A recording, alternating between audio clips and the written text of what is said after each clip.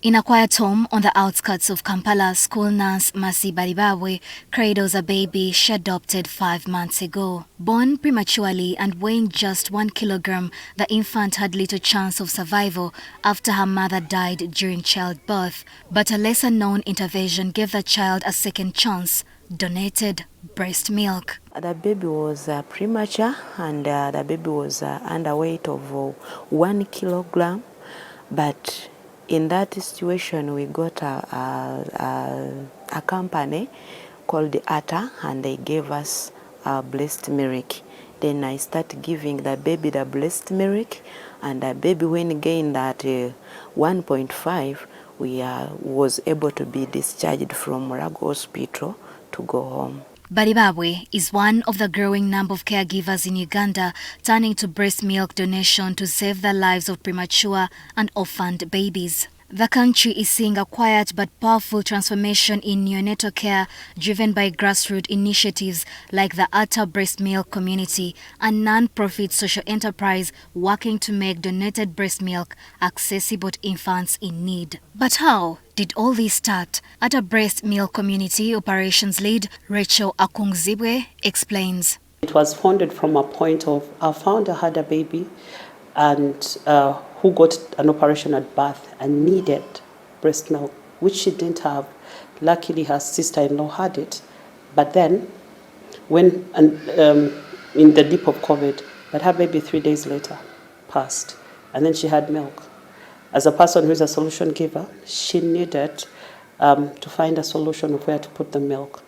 Using a small 60-liter freezer as a hub, the organization dispatches carefully pasteurized milk through a motorbike delivery system to hospitals and homes. All donors undergo strict screening for infections such as HIV, hepatitis, among others, and the milk is processed to ensure safety. Nutritionist Mary Jacqueline Walusimbi emphasizes that medically the milk is safe as formula, but far more beneficial, especially for premature infants whose underdeveloped digestive systems can struggle with synthetic substitutes. There is no harm in the baby taking donor milk, as long as the donor milk, the mother donating that milk, has been tested for various illnesses. For example, HIV/AIDS, syphilis, hepatitis B, hepatitis C, and the milk has also been pasteurized. Prematurity remains the leading cause of death for children under 5 globally, and Uganda is no exception. According to UNICEF, Uganda's neonatal mortality rate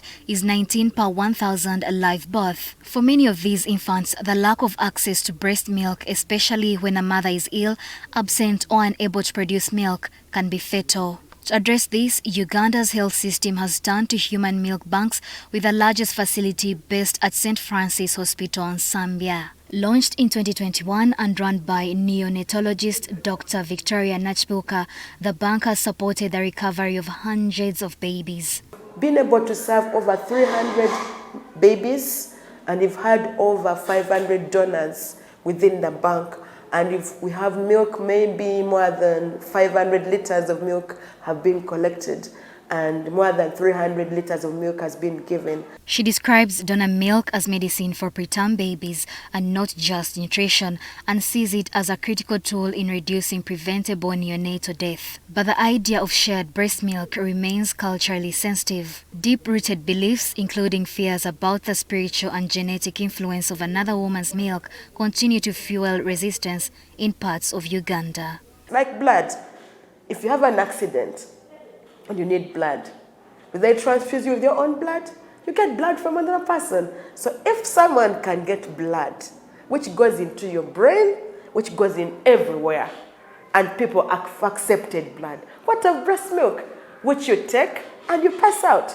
So the main thing is proper education of the communities, and then some of these cultural barriers can be overcome.